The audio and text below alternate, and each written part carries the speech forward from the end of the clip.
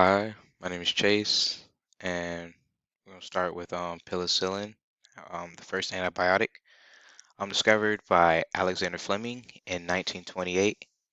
It was the first member of the B-lactam class of antibiotics.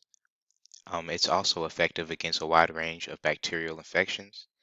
The next thing we're going to get into is how penicillin works. So, penicillin works as it inhibits the peptidase enzyme that cross-links cell wall with the peptoglycan. Next, then the B-lactam ring structurally mimics the acyl D ala terminus of the uncross-linked of the peptoglycan, and this is irreversibly acylates the cell wall transpeptidase. So mainly here, I just wanted to mainly talk about the blockings mainly of the transpeptidase. So I'll show here kind of like my diagram, how the B-lactam is the mechanism of the action, which is kind of what my whole discussion was about.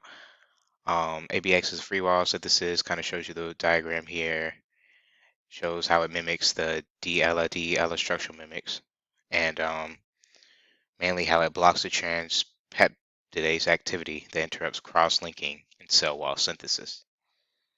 And then, just in case, the definition for the beta lactams was bind to transpeptidase of active site.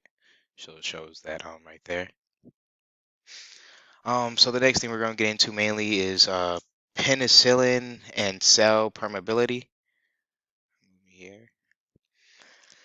So to begin with, it prevents cross-linking of the peptoglycan. It weakens the cell wall, which increasing the cell permeability, and this will result in the death of the bacteria. So this picture I kind of found, it was kind of just showing a better demonstration of how the cell walls weaken. So it's kind of like exposure to the M and M1 meropenem. It pretty much goes through this cycle right here, to the outer lip, the outer membrane, then to the peptoglycan, then to the inner membrane, and then it goes. This is mainly right here where the third. Let me see if I can draw.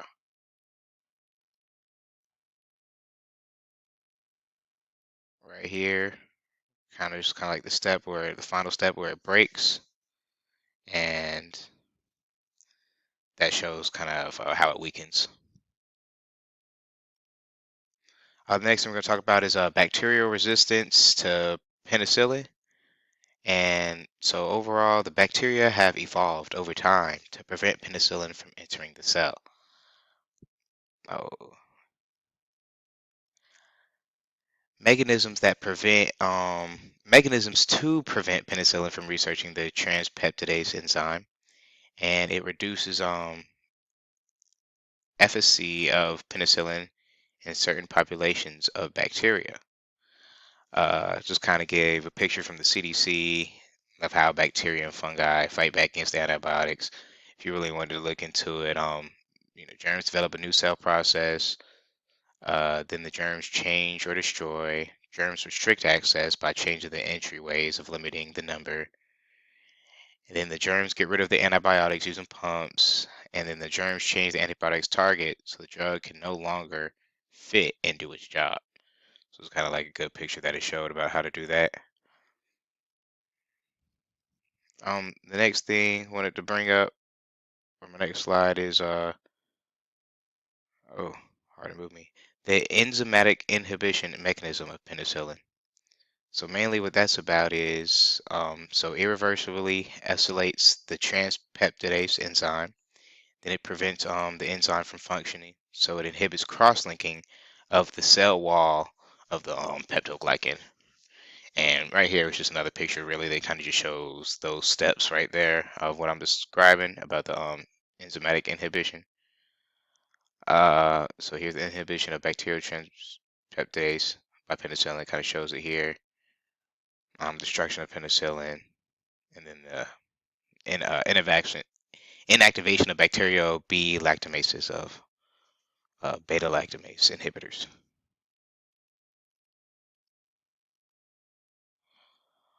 Um, So for this next one,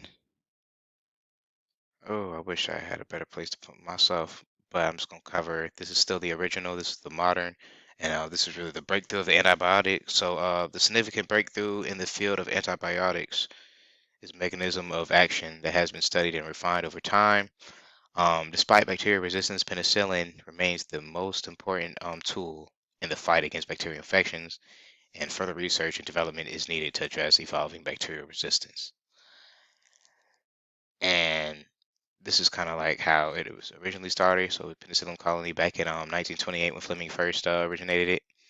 It shows the staphylococcus undergoing the lysis, and this shows like the normal colony. And knowing that our penicillin colony today, in the zone of inhibition, the Staphylococcus aureus colonies kind of just shows how the street culture's there. And then adding back on to enzymatic inhibition mechanism of penicillin, kind of just wanted to make these final little points using uh, the diagram from a chimera. So this is what the structure looks like. Penicillin blocks the cell wall synthesis enzymes and bacteria. Again, it attaches to active site and enzymes and stops them from functioning. It lacks a cell wall stability that leads to bacterial cell bursting. Penicillin is a specific to bacterial and not harmful to humans. And some bacteria have developed resistance to penicillin due to mutations in target enzyme genes, which we discussed already. And these are my references. Thank you all for listening.